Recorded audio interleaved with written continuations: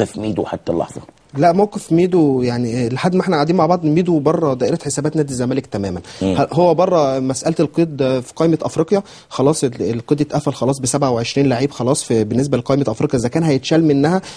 وده انا عايز اقوله معاك يبقى في مساحه حوار معاك يا استاذ عبد الناصر ان احنا نتكلم فيه، ان هو هاني سعيد هو اللي هيتشال من القائمه الافريقيه من ال 27. هو ميدو عرض ان هو يتحمل مبلغ الغرامه اللي هم ال $500 أيوة. ويتقيد في القائمه الافريقيه يبقى اللعيب رقم 28.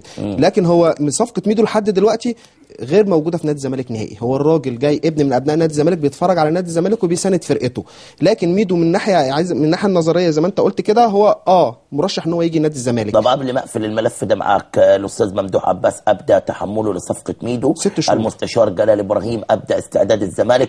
ابراهيم حسن قال لك ميدو قادم لحظ البطولات. بالظبط. يبقى هنا حاجه الاتفاق على المقابل المادي مع نادي ميدلسبرا اللي كان اعاره الاياكس، بحيث ان هو يعرف يعني هياخد الزمالك هيدفع كام عشان ياخد البطاقه الدوليه بتاعته. الى وقتنا هذا لم تتم اي مخاطبه ما بين نادي الزمالك ونادي ميدلسبرا بخصوص البطاقه الدوليه لميدو. احنا عارفين ان ميدو فاضل له سنه في عقده مع ميدلسبرا، هي دي اللي كان اعاره لنادي اياكس. ممكن ميدو يجي اخر السنه فري مثلا من انجلترا، لكن دلوقتي ميدو بره خالص، لان انت عارف احنا النهارده 21، يعني انت قدامك بالظبط اقل من 10 ايام، عندك 8 ايام مثلا تقدر ان انت بالظبط بقول لك اقل من 8 ايام علشان خاطر تقدر ان انت تجيب لعيبه. 30 يناير. طب انت امتى هتتفاوض وامتى هتفاصل؟ خلي بالك ان نادي الزمالك بيحب الفصال، فانت هتفاصل قد ايه علشان خاطر تدفع فلوس لميدلسبرا عشان تجيب ميدو يعني اللي انا اعرفه ان ميدو هو اللي بيتفاوض، يعني ميدو دلوقتي هو اللي بيتفاوض عشان يخلص نفسه بشكل ودي من ميدلسبرا. بس ازاي ميدو هيخلص نفسه ومفيش اي عرض رسمي عنده؟ يعني هو الناس يعني اذا انت تتفق معنا ان الامور نظريه وليس هناك اي خطوه عمليه؟ لا، مفيش اي رغم تصريحات ميدو امبارح بعد المباراه.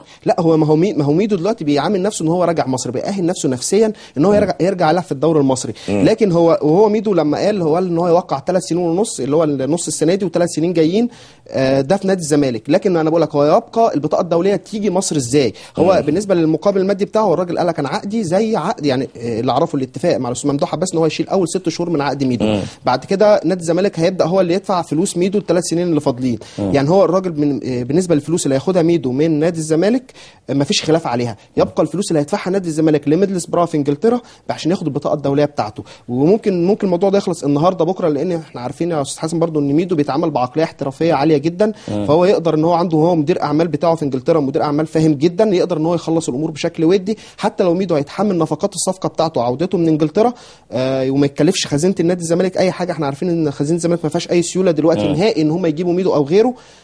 فده هيبقى حاجه تحسب لميدو في موضوع عودته. خلي بالك يا استاذ عبد الناصر، يبقى شيء ان اللي طلب ميدو